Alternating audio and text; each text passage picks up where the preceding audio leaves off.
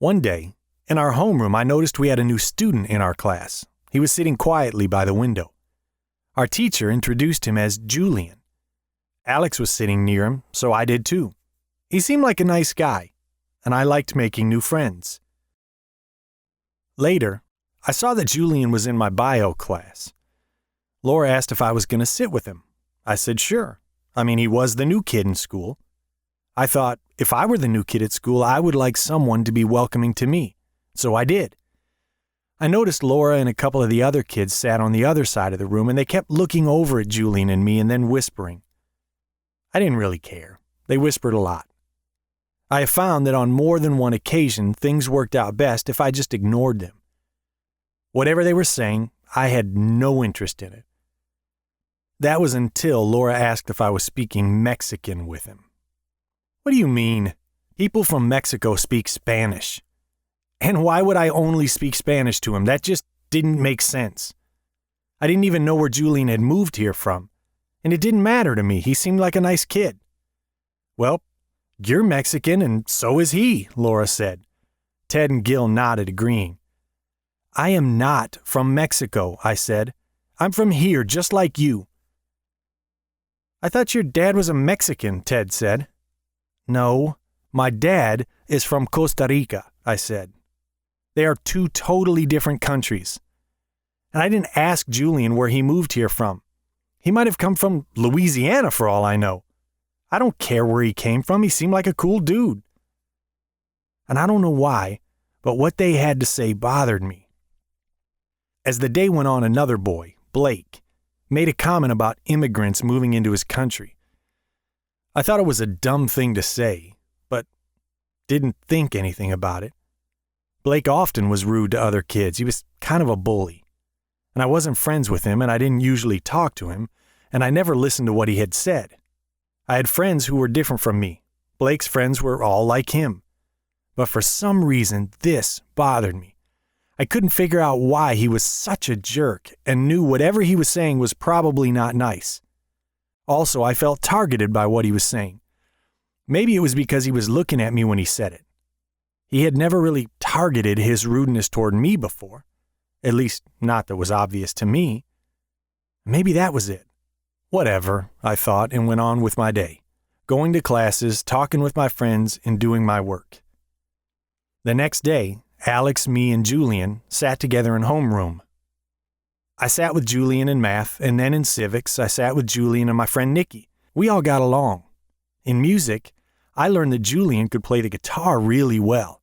Nikki was amazed, really excited because she's really good at music too and wanted to start a band with Julian.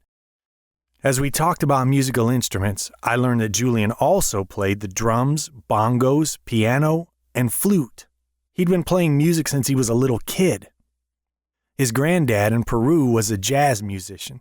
Hearing him on the guitar, it sounded like Julian was on his way to being a professional musician himself. He was really talented. Alex can play the violin and thought it would be so cool to have a violin in the band with Nikki and Julian. Blake was listening to us talking. I like American music, he said, made by Americans, stressing the word Americans. All music that comes from America is American music, Nikki said.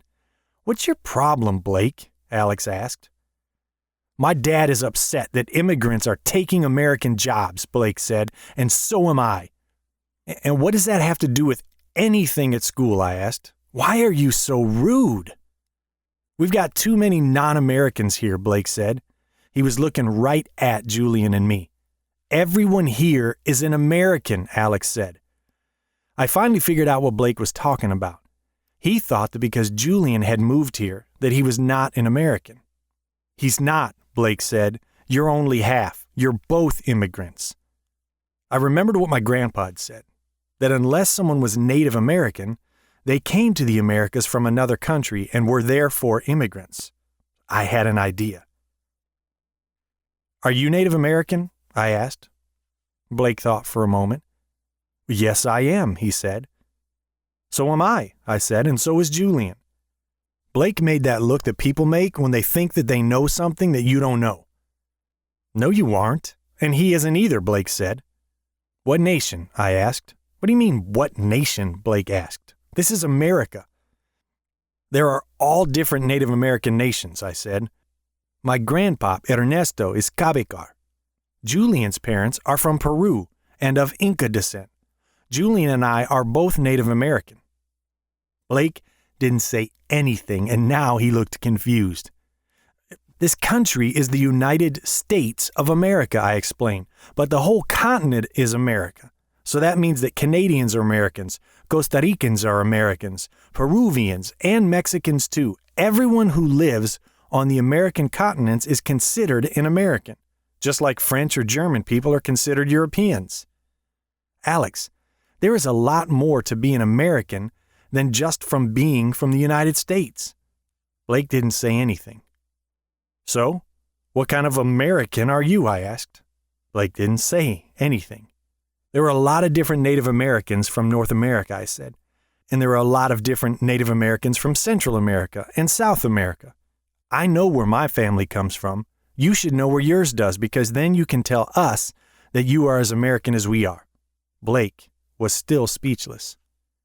Maybe you should research that when you get home, I suggested, and then I walked back over to Julian and Nikki. Blake mumbled something about me being a nerd to my back. That was cool. I felt fine about that. My friends and I hung out after school. Nikki and Alex were talking about how I stood up to that bully Blake. I didn't think of it that way. I was thinking about what my dad and mom would have said if I had asked them about it. I had also thought about how my dad was proud of his Cabecar heritage, and so was I. I was sure that Julian was proud of his Inca heritage. Alex was proud of her Lenape heritage, and Nikki had no Native American in her family background at all. We talked about our other friends who had Native heritage. There were a lot of them. Cheyenne had Cheyenne heritage. Her parents named her for it. Ella and Albert, who were twins, had Cherokee heritage. At home, I told my mom about what had happened at school. She smiled and said she was proud of me. I loved that you turned a bully situation into a teachable moment. That was nice. As a grown-up, I know why my mom was proud of me. I now understand what a teachable moment is. It's a moment where you can take a negative situation and turn it into an opportunity for learning. As a kid, I just thought it was something that needed to be said to someone who was being rude to my new friend.